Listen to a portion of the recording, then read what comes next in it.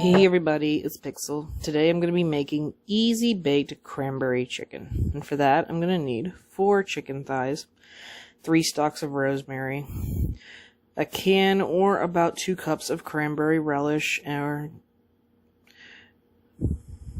1/4 of a cup of balsamic vinegar, a tablespoon of red vinegar, 1/4 of a cup of honey, 3 tablespoons of Provence seasoning, and a whole red onion sliced up really thin, like so.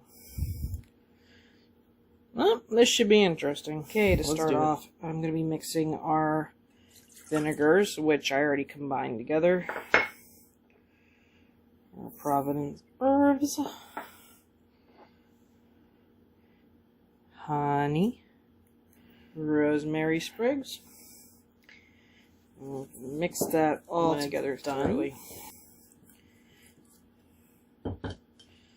I'm going to be pouring it over the chicken. Add a good stir.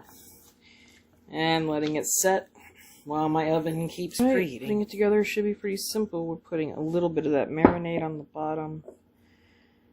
Take the red onion. Once you have a nice thick layer of the red onion. You don't have to use it all. I chose not to myself. I'm going to place the chicken thighs over the onion in the baking dish. And last but not least, we will be putting the can or 2 cups of cranberry relish over the top of our chicken. Kind of spreading it around. Doesn't have to cover every little surface of it, but try to get a good layer of it. This will be going into the oven that is preheated at 425 for the next 30-35 minutes. And a good 35 minutes later, it will look like this. You're going to want the inside of your chicken to temperature out to 165 and have absolutely no pink in the middle. Alrighty, I've gotten a piece of my chicken out with some mashed potatoes that I'm having as the side, some of our onions, and some of that cranberry sauce. Let's go on ahead and try it out. Well, I gotta say, this is a very tasty dish. There are some pros and cons. I happen to love the taste of vinegar, and there's a high one of the balsamic in here. So if you don't like the taste of vinegar, either add a little more honey, I would suggest, or cut back on the vinegar.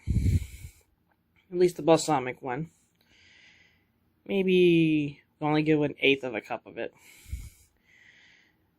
Now, the chicken's cooked thoroughly. The onions have that balsamic flavor in it, almost like they were pickled before I used them.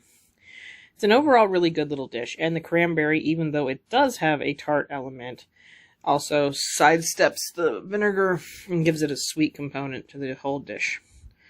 And even a bite with the potatoes didn't do anything bad for it. So overall, this was a really good little fast meal. If you're in a rush, you only need a couple ingredients. You can probably substitute out some of those herbs if you don't like certain ones. Yeah.